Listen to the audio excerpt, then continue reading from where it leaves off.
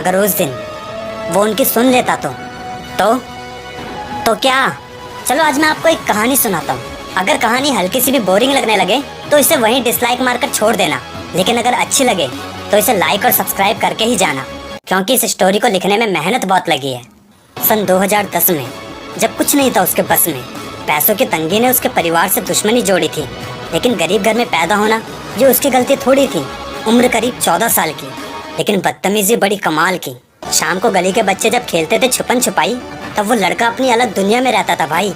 सारे बच्चे उससे बात करने में भाव खाते थे, पता नहीं क्यों। लोग उसमें मेंटली प्रॉब्लम बताते थे, लेकिन चाहे जो भी हो उसे घंटा फर्क नहीं पड़ता था, क्योंकि वो करता वही जो उसको करना था। सब इग्नोर करते उसको, लेकिन उसे तो खुद से प्यार था, क्योंकि उसका अपना एक अलग ही संसार था, जहाँ वो नोकिया 2690 के कीपैड फोन से अजीबोगरीब फोटो खींचकर खुश रहता। पहाड़, पेड़, नदियाँ, झरना जो अपनी मस्ती में बहता, मानो इन सब की फोटो खींचना एक पैशन बन चुका था उसका।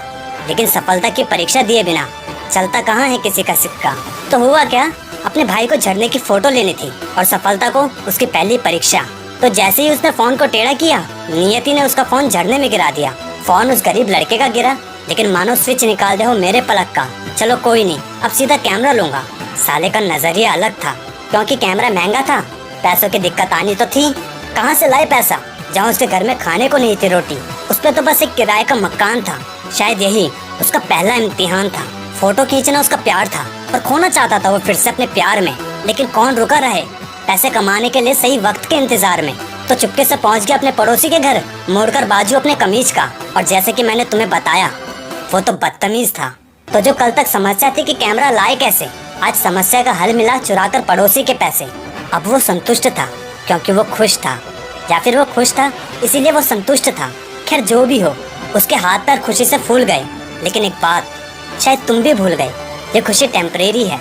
अनजान था अपना छोटा, क्योंकि सक्सेस का कोई शॉर्टकट नहीं होता। पता नहीं कहाँ से आ रहा था भागे भागे, लेकिन घर पहुंचा तो देखा पुलिस खड़ी थी आगे।